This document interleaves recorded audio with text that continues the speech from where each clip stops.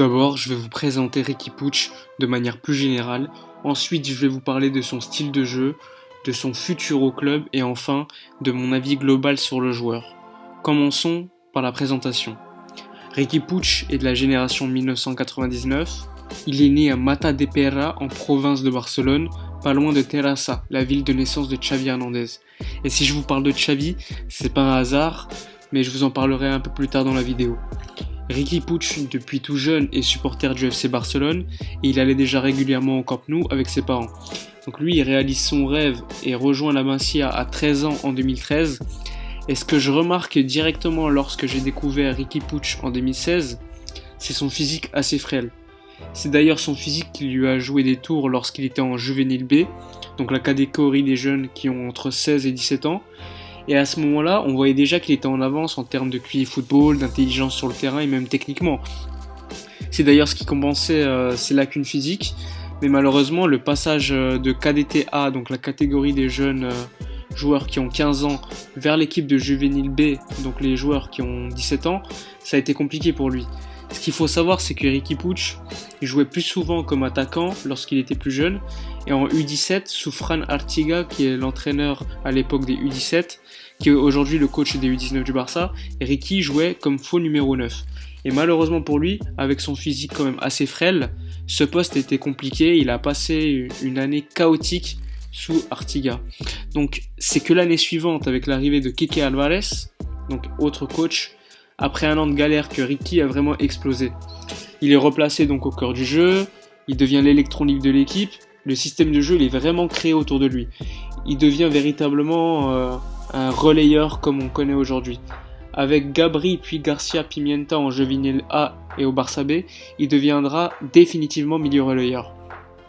Donc Riqui, il devient peu à peu le joueur le plus observé par les clubs étrangers, mais c'est pas un hasard, il explose aux yeux de tous lors de la campagne de Youth League en 2017-2018, qu'il a remporté d'ailleurs sous les ordres de Garcia Pimienta, termine d'ailleurs meilleur joueur de la compétition après une masterclass en finale contre Chelsea. Je me rappelle de ce match, c'était exceptionnel, et à ce moment-là, tout le monde attend que Riqui prolonge son contrat au Barça, évidemment puisqu'il est présenté comme le meilleur joueur de la Masia et de sa génération.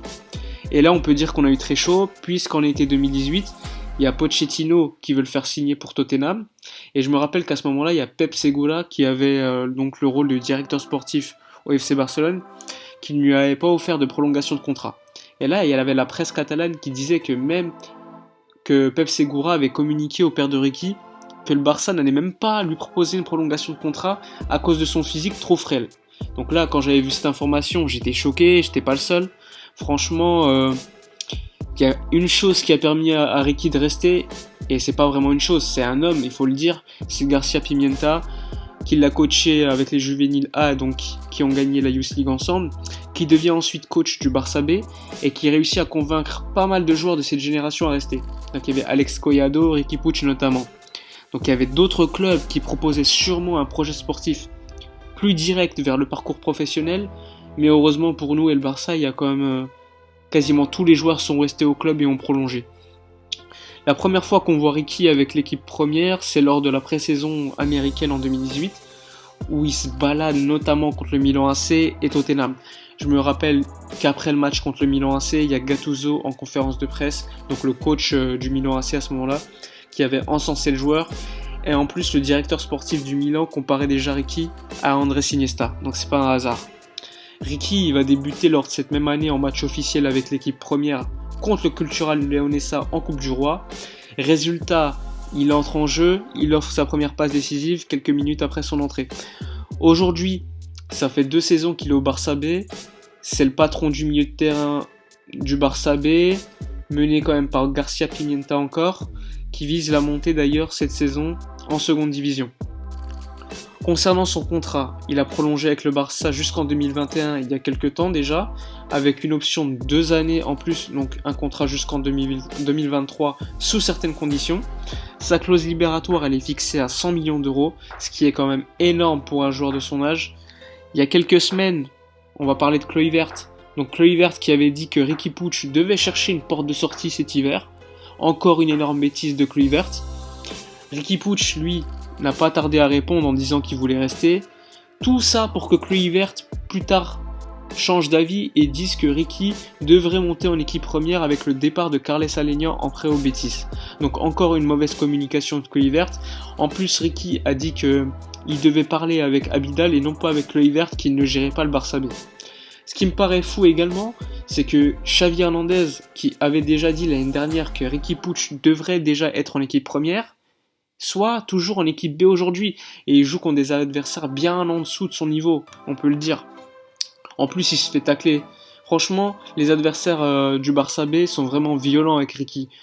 Certains vont dire que c'est normal, c'est un footballeur qui est technique, etc. Et sur ce point, on peut le comparer à Neymar. Parlons de son profil de jeu.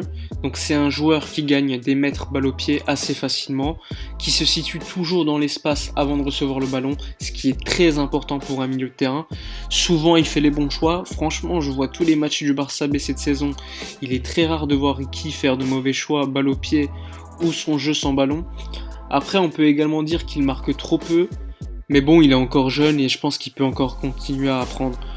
Pour moi, c'est le milieu qui me rappelle le plus Xavi Hernandez. Depuis très longtemps, depuis que je suis les jeunes du Barça depuis 2014, j'ai pas vu un milieu qui ressemble autant à Xavi. Certains disent qu'il ressemble à Iniesta. Personnellement, je vois plus comme un Xavi et comme un organisateur. Ça peut paraître fou de le comparer à Xavi, mais c'est pour moi un joueur qui devrait déjà être presque titulaire en équipe première.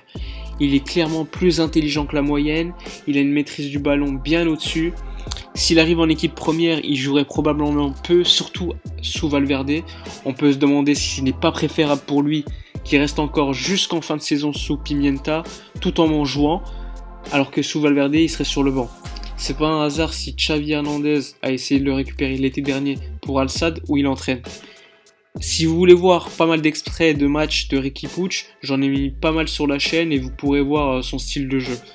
Bref, la vidéo elle est terminée, j'espère qu'elle vous a plu, laissez un like, abonnez-vous à la chaîne et commentez la vidéo, ça me ferait énormément plaisir et à bientôt pour une prochaine vidéo.